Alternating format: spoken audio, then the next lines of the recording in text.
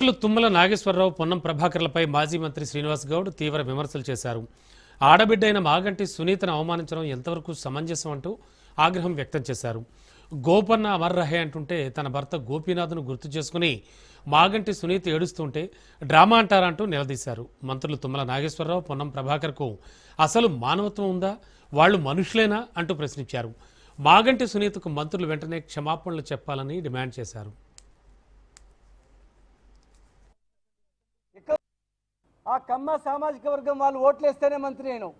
ఇప్పుడు మంత్రి ఎట్లయినావు? ఆ సామాజిక వర్గ కోటలే మంత్రి అయినావు. ఖమ్మం జిల్లాలో కమ్మ సామాజిక వర్గం వాళ్ళు మా జాతి గురించి కొట్లాడతాడు, మా వాళ్ళకు ఆపదలు చాదుకుంటాడని చెప్పి మీకు ఆ స్థానం వచ్చింది.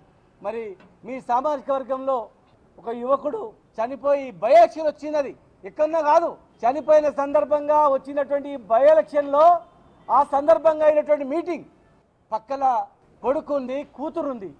కాలికి దెబ్బ తగిలిన ఒక కూతురు కుంటుకుంటూ మా నాన్న ఆశయాలని మధ్యలో ఆగిపోయొద్దు, మా అమ్మ ఆశయాలను నెరవేరుస్తుందని చెప్పి ఒక బిడ్డ తిరుగుతుంది.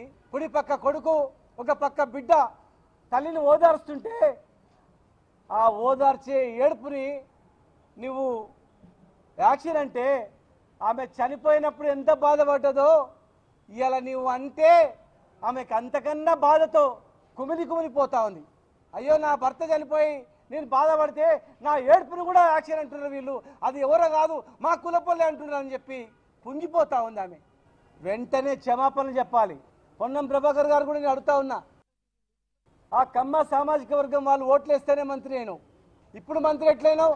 ఆ సామాజిక వర్గ కోటలే మంత్రి అయినావు. ఖమ్మం జిల్లాలో కమ్మ సామాజిక వర్గం వాళ్ళు మా జాతి గురించి కొట్లాడతాడు, మా వాళ్ళకు ఆపదలు చాదుకుంటాడని చెప్పి